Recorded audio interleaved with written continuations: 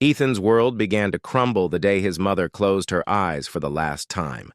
She had always been the center of his universe, the one who tucked him into bed each night, kissed his forehead, and told him that monsters weren't real. But once she was gone, the monsters seemed to crawl out of the shadows. Her absence wasn't just emotional, it left a silence in the home that was loud in its emptiness. The rooms no longer echoed with laughter, the smell of fresh-baked cookies, and lavender disappeared from the kitchen. And Ethan, only 6 at the time, began to drift quietly in a world that no longer felt safe or familiar. David, Ethan's father, had once been a cheerful, energetic man who wore bow ties and danced with his son in the living room, but grief turned him into someone unrecognizable. He grew thin, his hair grayer, his smile forced and rare. He stopped playing games with Ethan and stopped noticing the boy's sadness.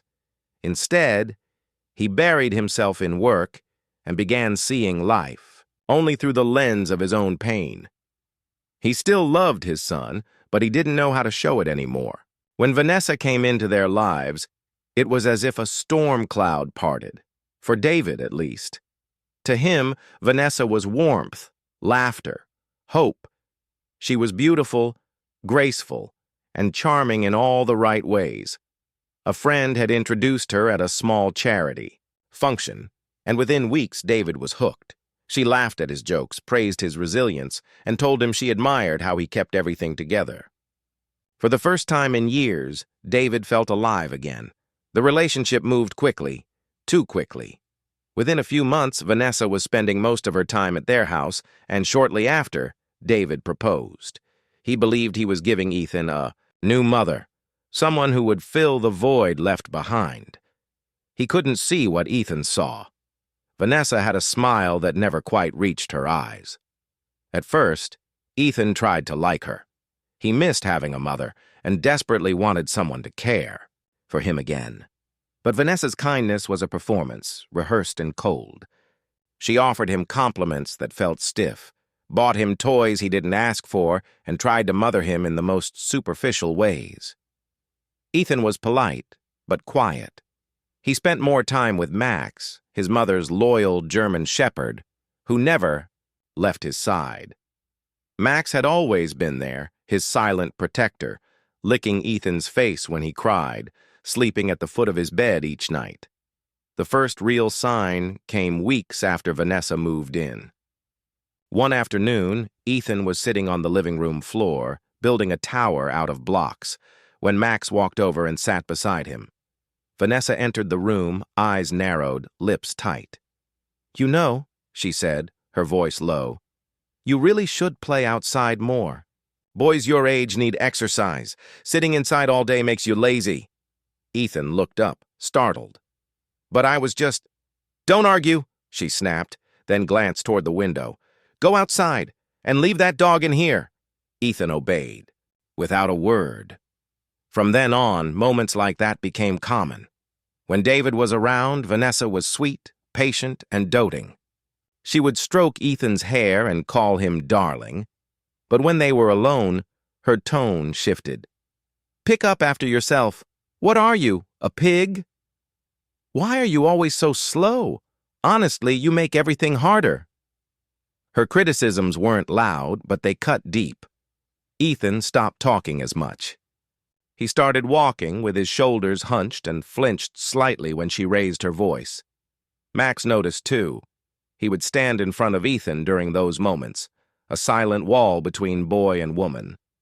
Vanessa hated the dog. She pretended to tolerate him around David, even praising Max's loyalty once or twice. But in private, she'd kick his food bowl, slam doors near him, or hiss, "Filthy beast," under her breath. Max never reacted violently. He simply stood firm, unafraid, watching her closely. One night, after Ethan had gone to bed, Vanessa approached David in their bedroom. "You know," she said softly, "I've been thinking. Ethan's been through a lot, and maybe some time away would be good for him." David raised a brow. "Away? What do you mean?" She shrugged, pulling off her earrings. Just for a while, maybe a boarding school or camp, something with structure. He could learn independence. David frowned. He's only 8. Vanessa sighed, then softened her voice. I just want what's best for him, and for us. It's been hard adjusting to this new family dynamic. I think some space would help us all. David didn't say anything, but the seed had been planted. Over the next few weeks, she kept bringing it up in subtle ways. He seems so withdrawn. He needs stronger discipline. We should think about his long-term growth. Ethan overheard bits and pieces.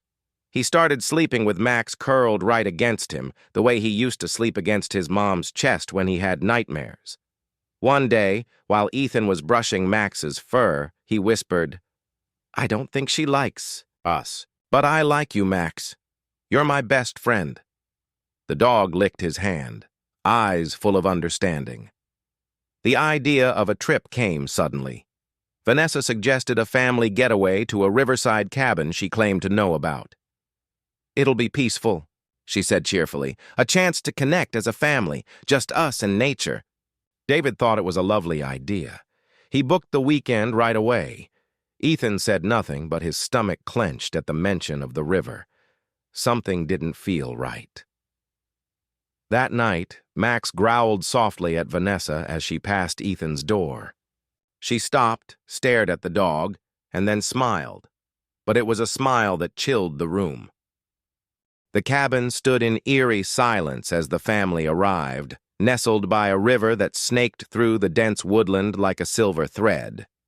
Trees leaned over the water's edge, their branches brushing the current like fingers tracing a secret.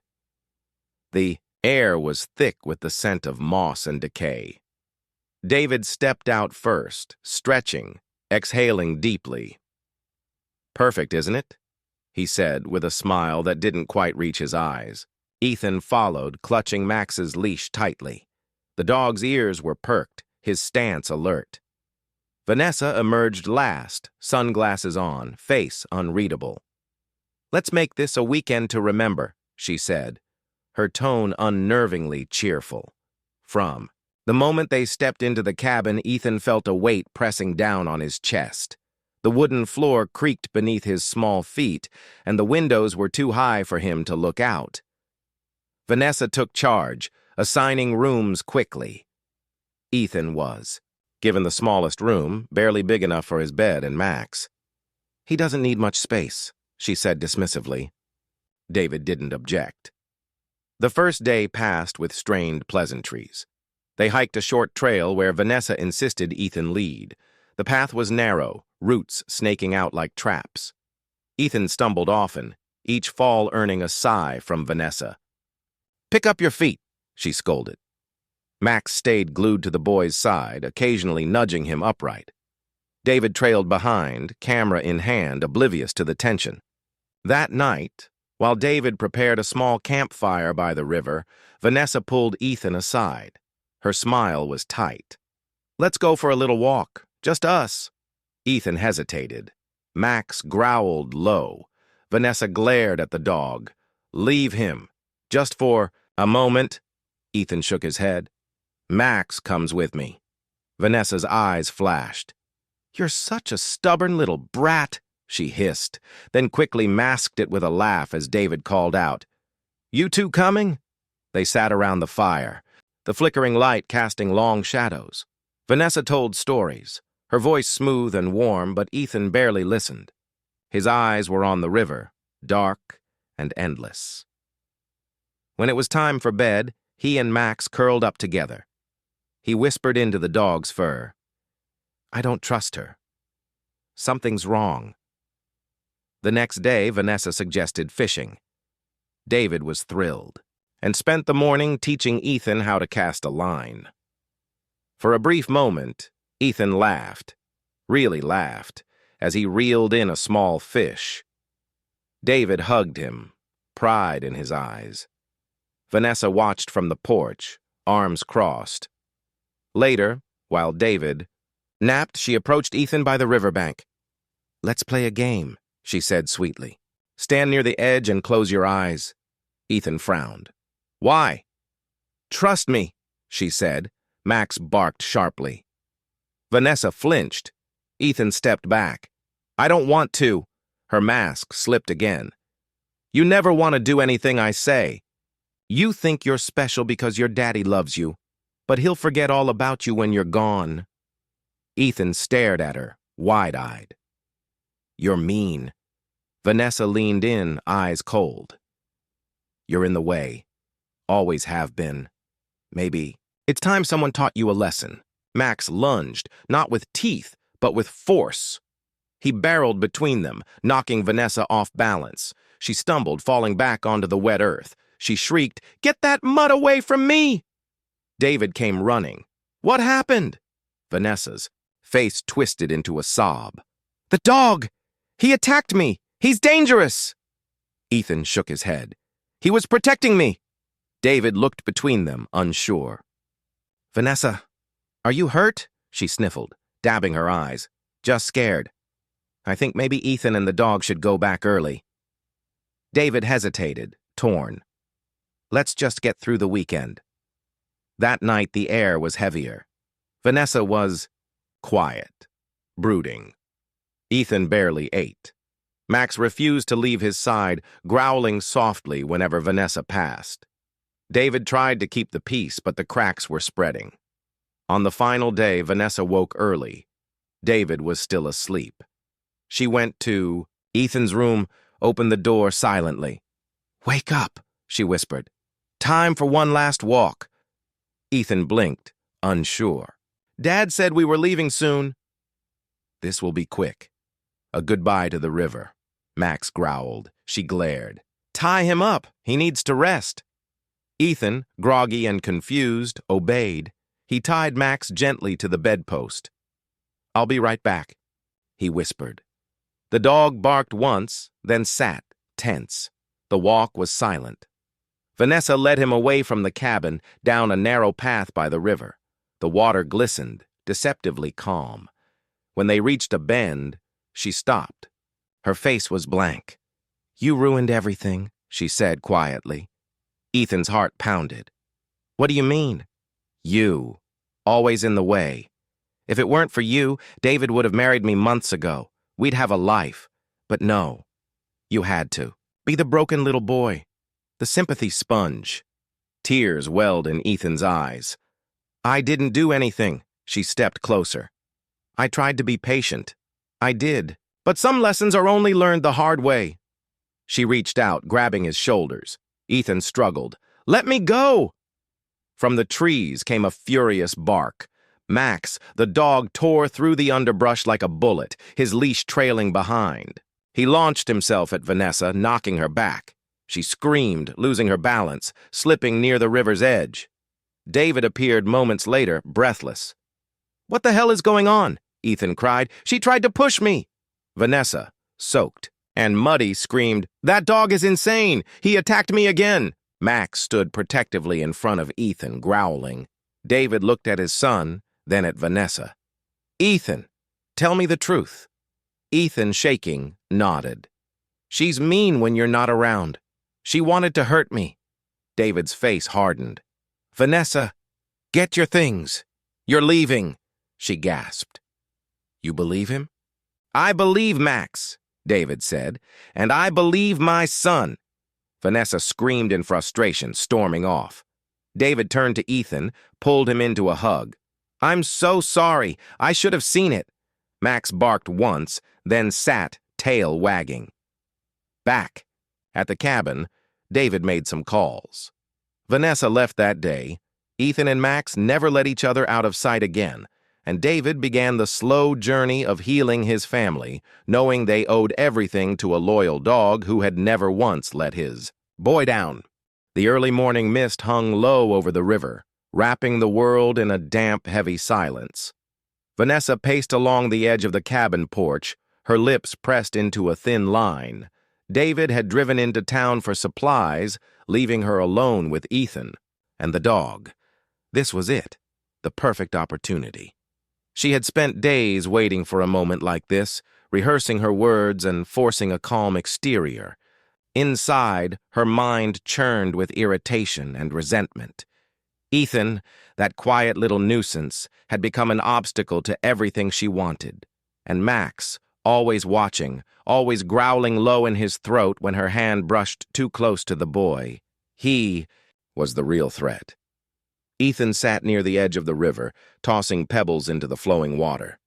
Max sat faithfully beside him, ears alert, tail still. The bond between them was unspoken but deep, an unwavering connection born of shared grief, silent comfort, and instinctual loyalty. Max hadn't left Ethan's side the entire trip. Wherever the boy went, the dog followed, watching. Vanessa saw this, and it infuriated her. She stepped out of the cabin with forced cheer in her voice. "Ethan, sweetie, why don't you come help me pick some berries in the woods?" Ethan looked up, hesitant. Max growled softly. Vanessa's smile tightened. "Don't be silly. We won't go far. Max can come too." She lied with a saccharine tone that didn't reach her eyes. Ethan stood slowly, brushing the dirt off his jeans. Max stood too, body tense. Together they followed Vanessa into the trees, deeper and deeper, past the soft paths and into the quiet where sunlight barely reached. The air grew colder, the trees thicker. Vanessa glanced behind her once, seeing Max's sharp eyes following every step. Finally, she stopped near a steep incline where the river rushed below, white and furious. "Look at the view," she said lightly. Ethan nodded, but Max growled again. Vanessa turned sharply. "Can't you make that mutt stop?" Ethan's hand dropped to Max's back, petting him gently. "He's just nervous." "He's always nervous," Vanessa snapped. "You both are, always hiding, always watching." Her tone darkened, and her mask slipped. Before Ethan could move, Vanessa lunged. She grabbed the boy by his shirt, dragging him toward the edge. "You've ruined everything," she hissed. Max barked and leapt between them, teeth bared, growling. With primal rage, Vanessa stumbled backward, screaming as Max snapped at her heels, hurting Ethan safely behind him. Her foot slipped on the wet edge of the incline. She flailed, grabbing a tree branch to steady herself. But the dog wasn't done. He stood between her and the boy, refusing to move. Vanessa, breathless and enraged, stared at the dog. "Get out of the way!" she screamed. Max growled louder, ready to defend Ethan with his life. She picked up a rock and hurled it, hitting Max on the side. He yelped but didn't budge. He stood his ground. The commotion drew David's attention. He had returned and heard the barking, echoing through the trees. He ran, panic rising. When he reached the clearing, he saw Vanessa with wild eyes, a rock in her hand, and Ethan huddled behind Max. "What is going on here?" he shouted. Vanessa turned, trying to mask her rage. "He tripped. I was trying to help." Ethan shook his head slowly. "She pushed me." David looked at his son, then at Max, who limped toward him and whined softly, pressing against his leg. The truth settled like a stone in David's chest. He had ignored the signs, the whispers, the warnings Max had tried to give. He knelt and pulled Ethan close. "It's over," he said. Vanessa tried to protest, but David silenced her with a look. "You need to leave. Now." Days later, after Vanessa was gone for good, Ethan and Max stood at the riverbank once more. The water was peaceful now. Ethan threw a stick and Max chased it with joyful energy. The boy smiled for the first time in weeks. Sometimes heroes don't wear capes. Sometimes they have fur, sharp teeth, and the heart of a guardian. Max had known, and he had saved his boy.